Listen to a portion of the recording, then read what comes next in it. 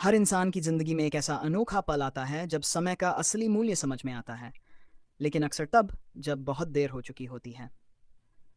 एक छोटे शांत गांव में गोपाल नाम का एक सरल स्वभाव का लड़का रहता था।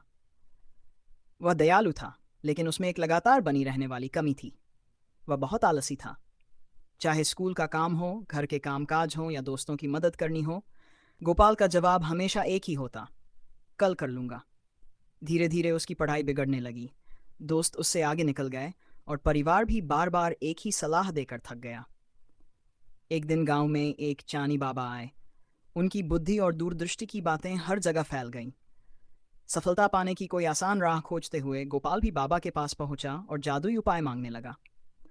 बाबा ने उसकी आंखों में देखा और धीरे से बोले, तुम्हारी समस्या अवसरों की कमी नहीं है, बल्कि समय के प्रति तुम्हारी लापरवाही है। गोपाल की मदद करने के लिए बाबा ने एक कहानी सुनाई। एक बार एक उदार राजा की मुलाकात अपने पुराने मित्र से हुई। वह मित्र हमेशा अपनी असफलताओं के लिए दूसरों को दोष देता रहता था। राजा को उस पर दया आ गई और उसने कहा, आज सूर्यास्त से पहले जितना चाहो मेरे खजाने से सोना ले लो। मित्र बहुत खुश हुआ, लेकिन सीधा खजाने पर जाने के बजाय वह घर गया। पहले भरपेट खाना खाया, फिर आलस्य में बोला, थोड़ा आराम कर लूं फिर जाऊंगा। समय धीरे धीरे बीत गया। जब वह आखिरकार महल पहुंचा, तब तक सूरज डूब चुका था और खजाने के दरवाजे बंद हो चुके थे।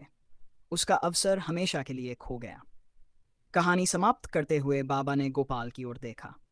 गोपाल की आंखें खुल गईं। उसे अपनी गलती का एहसास हुआ। उसी क्षण उसने आलस्य छोड़ने का संकल्प लिया। उसने बाबा का धन्यवाद किया और लगन से मेहनत करने लगा।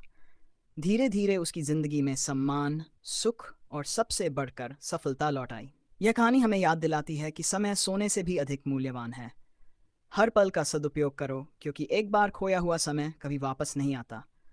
समय का सम्मान करो, वह तुम्हें उसी के अनुरूप फल देगा।